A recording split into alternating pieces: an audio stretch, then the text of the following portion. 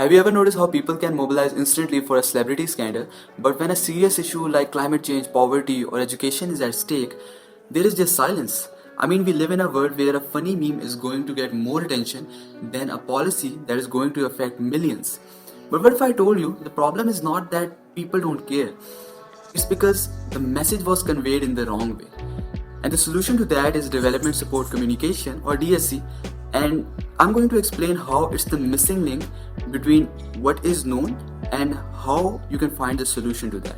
So let's call DSC a bridge between awareness and action. Let me give you an example. A few years ago, a government launched a massive campaign to get more girls into school. They did everything by the book: TV ads, pamphlets, posters, and big slogans about education.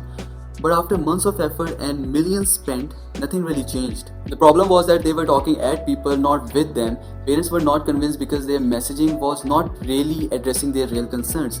Many families in the rural areas did not believe that education is going to help their daughters get a job, and they were also concerned about the affordability. So even after all the flashy campaigns, the enrollment numbers barely moved. Then they decided to change their strategy. Instead of just going out with those generic information, they started sharing real life stories. Stories of girls who have managed to transform their lives after getting education. They involved community leaders to build trust and provided school supplies so they can remove any financial barriers. Within a frame of time, there was a massive shift in the overall mindset.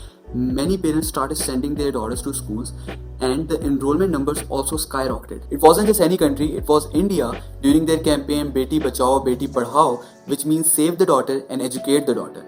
This is a very good example that shows how communicating the message is equally or maybe more important than the message itself. This shows that development support communication is very much powerful when it is utilized in the right way. However, it is not just linked with media, it is a combination of psychology, sociology, marketing, public policies, and many other similar aspects. To explain it in a similar way, have you ever noticed that some social movements kind of like explode while others are ignored? It's not out of luck, it's all about strategic communication. If we take an example of mental health awareness, in the past we have seen campaigns that were focused on statistical data, how 1 out of 4 people are anxious. However, that didn't make any difference until the point they started sharing real and raw stories.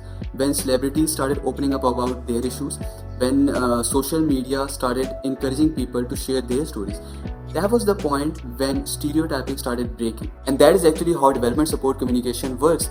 It prefers people feeling the message rather than just thinking about it. The most important aspect of DSC is that you don't need to be a journalist or a politician to be a part of it. Every time you are telling a story, doing a conversation, or trying to challenge a narrative that is false, you are using DSC. One of the biggest problems in our world, that is climate change, poverty, or gender inequality, are not policy-based issues.